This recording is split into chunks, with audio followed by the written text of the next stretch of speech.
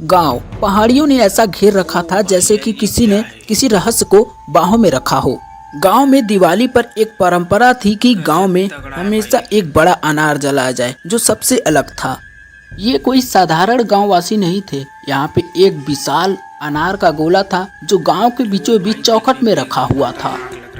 लोगों का कहना था कि इसे कोई जलाता नहीं था। यदि जो भी कोई जलाता था तो उसे 7 दिन के अंदर चंदा देवी उसे उठा ले जाती थी। चंदा देवी गांव के बाहर ही एक जंगल था जिसमें वहां एक बूढ़ी रहती थी जिसकी आंखें एकदम पीली पीली रहती थी। लोग उसे चुड़ैल कहते थे और वो अपने साथ जड़ी बूटियों की गंध लेकर घूमती थी। इस दिवाली 3 दोस्त इस रहस्य को सुलझाने के लिए ठान चुके थे। अर्जुन इस गांव का सबसे बड़ा मजाकिया, सीमा, बबलू जो मोटा और डरपोक हर बात पे रोया करता था। तीनों एक पेड़ के नीचे बैठ करके योजना बना रहे होते हैं। अरे सुनो, इस बार बड़ा अनार वाली बकवास से तंग आ गया हूँ। इस बार हम इसे जलाएंगे, विज्ञान को अंधविश्वास से ऊपर रखेंगे। अर्जुन रहने दे यार। चंदा देवी 7 दिन, तुझे याद है पिछले साल मंगलू चाचा का क्या हुआ था? वो तो बस उसकी तरफ देख रहा था और अगली सुबह उसकी चप्पलें उल्टी मिली थी। बबलू, मंगलू चाचा की चप्पलें इसलिए उल्टी मिली थी क्योंकि उनके कुत्ते ने उन्हें ले जाकर खा लिया था। और चंदा देवी वो बस एक अकेली बुढ़िया है जिसे रात में अच्छी नींद नहीं आती। बिल्कुल, सीमा ठीक कह रही है। हमने योजना बना ली है।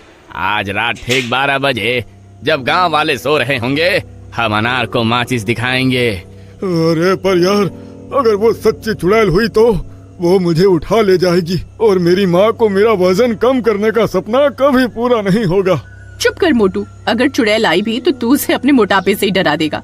चल अब हिम्मत रख। रात के 11:50 हो रहे थे। वो बड़ा अनार एकदम जैसे तोप की तरह चमक रहा था। तीनों दबे पांव अनार के पास पहुँचे। अर्जुन ने लाइटर निकाला। ठीक है बबलू, तो पीछे की दीवार के पास खड़ा हो जा। अगर कुछ गड़बड़ हुई तो भागने की जिम्मेदारी तेरी। भागना? अरे मैं तो भागने के लिए ही पैदा हुआ हूँ। बस माचिस मत जलाना प्लीज। अर्जुन ने जैसे ही अनार की बत्ती को छुआ, उधर से सूखी खांसी का आवाज आया। वो तीनों पत्थर की तरह जम गए। तभी एक अंधेरे से परछाई चंदा देवी बुढ़िया आती हुई। अरे वाह, तुम लोग इस पुराने डिब्बे को जलाने आए हो। हिम्मत तो है। अरे मर गए रे। अरे हॉरर सीन शुरू। अर्जुन, अरे मैंने कहा था। चंदा देवी, आप यहाँ क्या कर रही हैं? ये हमारा गांव है और ये अनार हमारा है। तुम्हारा? ये अनार मेरा है। ये केवल एक आतिशबाजी नहीं है मूर्खो, ये 200 साल की नकारात्मक ऊर्जा का ढेर है। इसे मैं जलाने नहीं दूंगी। डर का माहौल बन गया।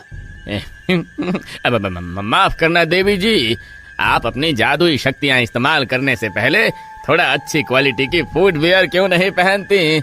बकवास बंद, मैं तुम्हें राख कर दूंगी, राख। इस बार उन्होंने हाथ उठाई।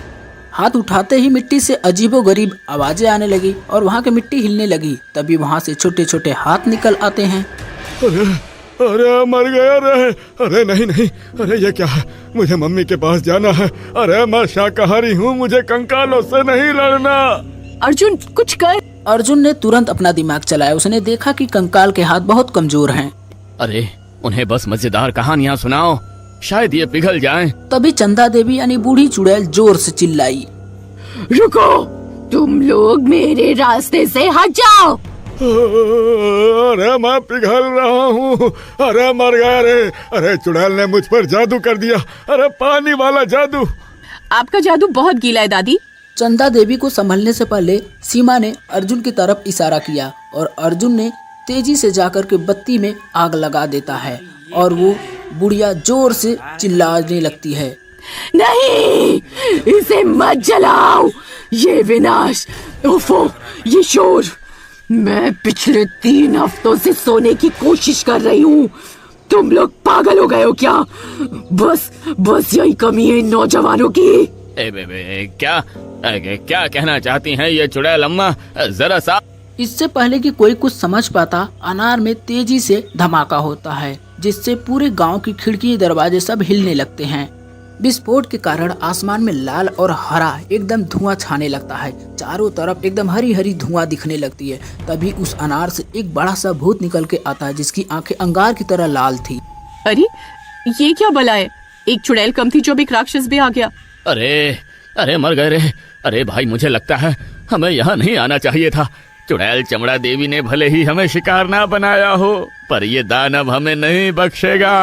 अरे आज हमारा राम नाम सत्य होकर ही रहेगा। अरे चुड़ैल जीत गई। अरे राक्षस आ गया। मैं आ गया हूँ। 200 साल बाद इस बड़ा अनार के विस्फोट ने मुझे बुलाया है। क्या चाहिए तुम्हें, बूढ़ी औरत? सुन, तूने देर क्यों कर दी? मुझे पता था कि तू 200 साल बाद ही जागेगा। देख, मैं तुझे इसलिए बुला रही हूँ क्योंकि यहाँ बहुत सारा काम है और अब मैं बूढ़ी हो चली हूँ। इतना काम मेरे बस का नहीं। काम? कैसा काम? मैं इस दुनिया को नष्ट करने वाला हूँ। तेरा गांव, तेरा घर, सब। शट अप, बकवास बंद। मेरे पास इतना टाइम नहीं है। तुझे एक ही काम करना है जो मैं बताने वाली हूँ। काम? मैं दानव का राजा हूँ और तू दानवों के राजा से काम करवाएगी, वो भी घर का। सुन, ये जो बड़ा अनार है ना, जब से ये चौक में रखा है, इसमें से रात भर हल्की सी टिप टिप टिप टिप की आवाज आती है, बहुत धीमी, और मैं सो नहीं पाती। ये मेरी अनिद्रा का कारण है।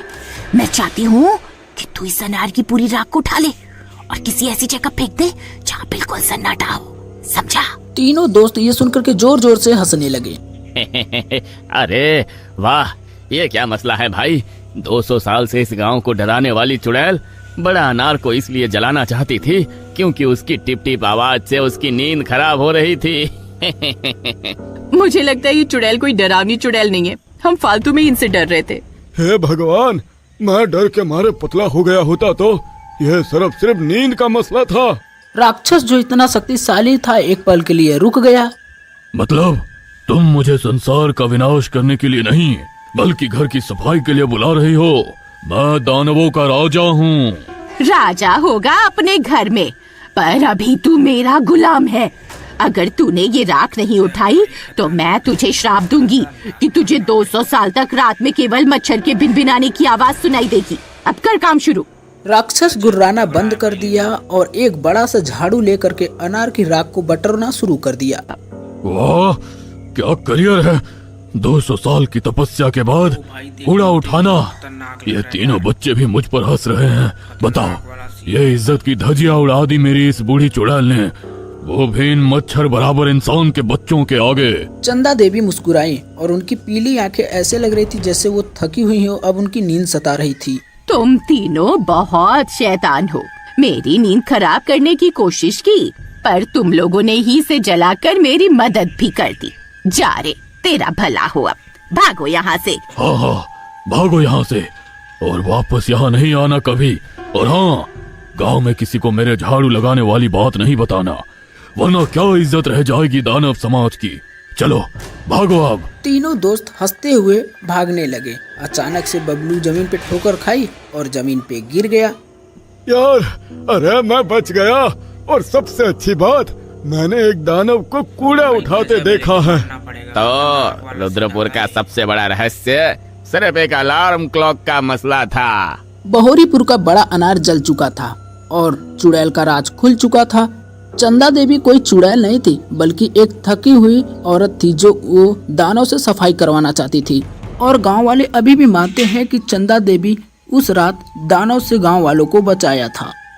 असलियत ये थे कि बड़ा अनार जलने के बाद वो एक सुकून की नींद सोना चाहती थी और सुबह होते ही दिवाली आ जाती है। सभी लोग अपना खुशियां से दिवाली मनाने लगते हैं।